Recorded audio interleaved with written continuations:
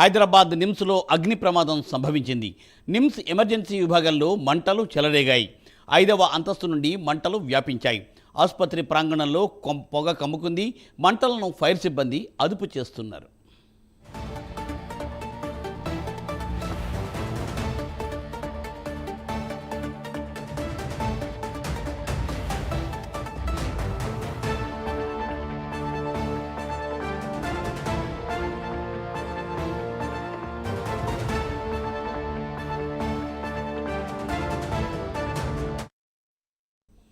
హైదరాబాద్ నిమ్స్లో అగ్ని ప్రమాదం సంభవించింది. నిమ్స్ ఎమర్జెన్సీ విభాగంలో మంటలు చెలరేగాయి. ఆసుపత్రి ప్రాంతంలో పొగ కమ్ముకుంది. మంటలను ఫైర్ సిబ్బంది అదుపు చేస్తున్నారు. దీనిపై మరింత సమాచారాన్ని మా ప్రతినిధి నాగేంద్ర అందిస్తారు. నాగేంద్ర. థ్యాంక్ యూ మూర్తి.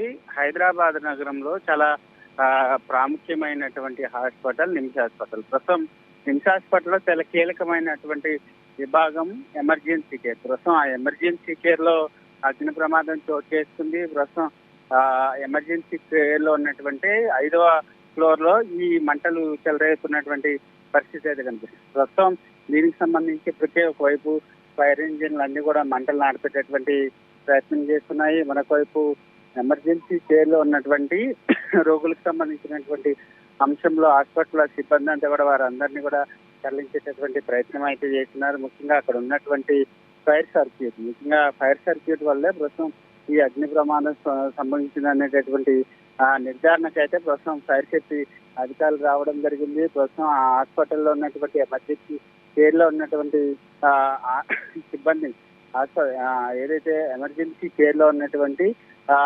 అనారోగ్యానికి గురై చికిత్స పొందుతున్నటువంటి వారందరినీ కూడా వేరే వార్డులకు తరలించేటటువంటి ప్రయత్నాలు అయితే చేస్తున్నటువంటి పరిస్థితి అయితే ప్రస్తుతం అయితే ఎమర్జెన్సీ కేర్లో ఫైర్ యాక్సిడెంట్ జరిగినటువంటి 5వ ఫ్లోర్లో మంటల్ని అదుపులోకి తీసేటటువంటి ప్రయత్నం చేస్తున్నారు. దీంతో పాటు మరొకవైపు ఈ చుట్టుపక్కల ప్రాంతం అంతా కూడా పూర్తిగా పొగ కమ్ముకున్నటువంటి పరిస్థితి అయితే కనిపిస్తుందని చెప్పాలి.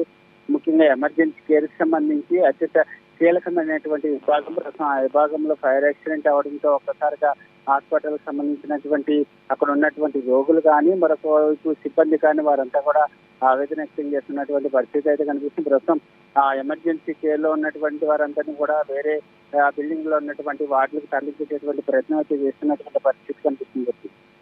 Thank you Nagendra. Thanks for update.